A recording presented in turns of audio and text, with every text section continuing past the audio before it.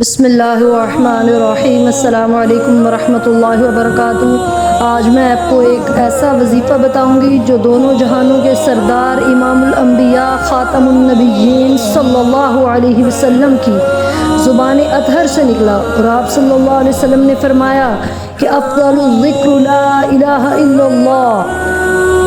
کیا فرمایا کہ سب سے افضل ترین ذکر جو ہے وہ لا الہ الا اللہ ہے، پڑھنا ہے، اس کا ورد کرنا ہے، اور اگر اس کا مطلب سمجھ کر پڑھیں تو روح تک اس سے سرفراز ہوتی ہے، روح کو سکون ملتا ہے، اطمینان ملتا ہے، اور روح اس کے ورد کی وجہ سے منور ہو جاتی ہے۔ سبحان اللہ۔ مطلب کیا ہے کہ میرا سب کچھ وہی ہے، میری ساری عبادتیں بھی صرف اسی کے لیے ہیں، اور میرا سب کچھ ہے بھی وہی، اور اس کے سوا کچھ بھی نہیں۔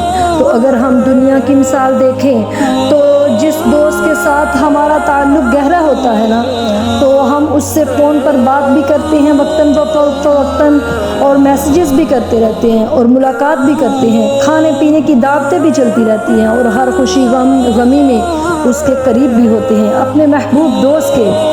اب اس دوست کو اگر آپ رات کے وقت بلائیں یا دن کے وقت بلائیں، خوشی میں آواز دیں یا غم کے موقع پر پکاریں، تو یہ بھاگا بھاگا آپ کے پاس چلا آتا ہے کہ میرے دوست کو میری ضرورت ہے۔ اور اگر یہی قلبی تعلق عرش والے کے ساتھ ہو، گہرا تعلق ہو جائے، تو پھر انسان پریشان نہیں ہوتا، پھر کبھی ٹینس نہیں ہوتا، پھر ٹینشن نہیں رہتی کہ مجھے یہ پریشانی ہے، مجھ پہ یہ مصیبت آ گئی ہے، وغیرہ وغیرہ، کہ میرے ساتھ کھڑا کون ہوگا۔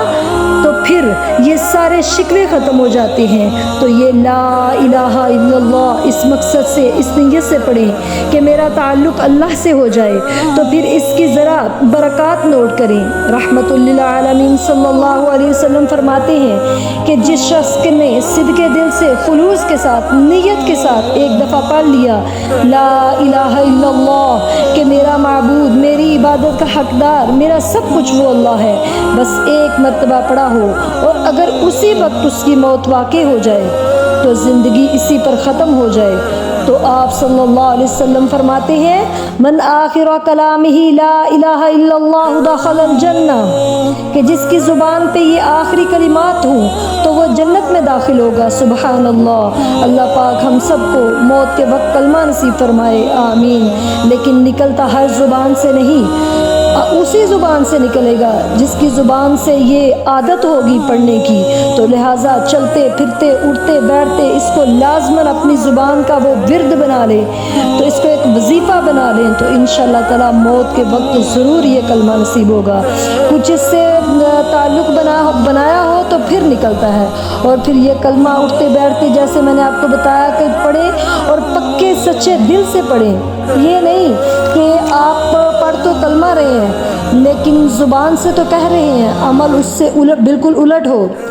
کہہ تو آپ مطلب کہ میں یہ رہی ہوں کہ اللہ میری ہر عبادت تیرے لیے ہے، لیکن کام سارے اس کے منافی کر رہی ہوں، تو مطلب کہہ رہی ہوں کہ سارا کچھ اختیارات میرے اللہ کے پاس ہیں۔ لا الہ الا اللہ کا مطلب یہ بھی ہے کہ مشکل کشا، حاجت روا، بیماریاں دور کرنے والا، اولادیں دینے والا، سب کچھ کرنے والا جو ہے، سارے اختیارات میرے اللہ کے پاس ہیں، اور اسی کے آگے میں سر جھکاتی ہوں۔ لیکن اس کے باوجود زبان سے تو یہ کہیں، لیکن کہیں کسی اور سے، مدد کسی اور سے مانگیں، اور مشکل کشا کسی اور کو سمجھیں، حاجت روا کسی اور کو سمجھیں، اولادیں دینے والا کسی اور کو سمجھیں، تو پھر یہ جو ہے اس کلمہ پڑھنے کا، اس کا ورد کرنے کا، اس کو لگاتار زبان پہ جاری رکھنے کا کوئی فائدہ نہیں جب تک آپ کا عقیدہ ٹھیک نہیں۔